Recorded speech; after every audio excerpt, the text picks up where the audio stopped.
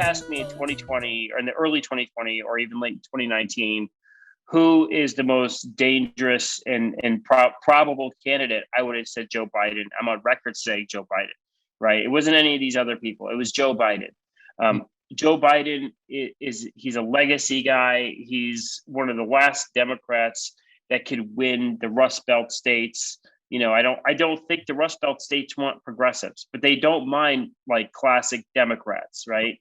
Right. And so, to me, he was the guy, right? And the problem is, of course, is he's been in government for so long, and when you hear about all of these things with Hunter in China, in some ways, I find it more disturbing than the Clintons.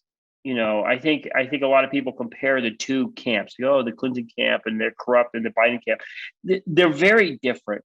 I think that the Clintons are smarter. Yeah. I think I have a great deal of respect for the Clintons. They are truly amazing. I think their operations are more elegant. They're designed better. Their objectives are more understandable. I think the Joe Biden design, as we've seen, for things that have come out of, leaked off of Hunter's laptop and a number of other things, it's just a bunch of thugs. It's a bunch of low level, greedy thugs who, are just going to sell things out. And it doesn't matter if it's, there are deals that happen with Hunter that went against the Obama administration when Joe Biden was vice president. Yeah. And so I think it's a very kind of thuggish, low quality, low class operation. And I don't know what state the president is currently, but I think it's dangerous. I think there is compromise aspects to this presidency.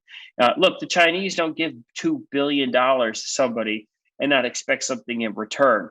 And so I think it's a very dangerous position to be in. And we're going to see what he's going to do, because things are going to happen over the next couple of years with China. It's inevitable. And so we're going to see what President Biden does.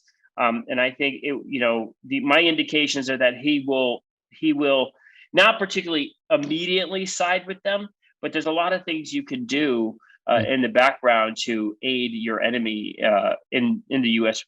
political spectrum.